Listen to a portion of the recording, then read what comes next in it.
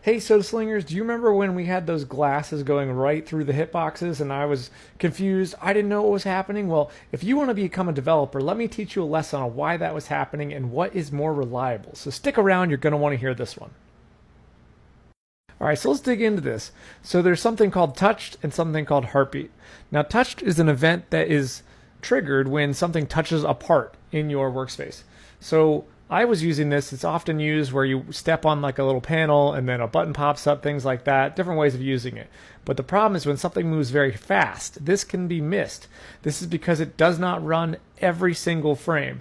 It doesn't really talk about this in the documentation, but you can find it in the forums. And my screenshots here are actually from the documentation, so this is what I had to work with.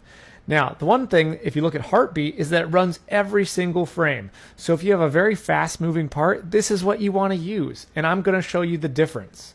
So we're going to take a look at these clips, and you're going to see one with heartbeat and one with touched. All right, so here we go. First one with touched.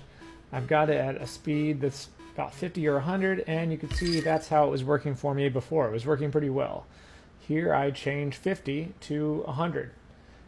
And then we're going to run it back again, and touch will still work. We don't really see it hit its limitation until a little bit further. So here you're going to see me change it again. Now we're going to throw the object at 200 studs per second. There, still working.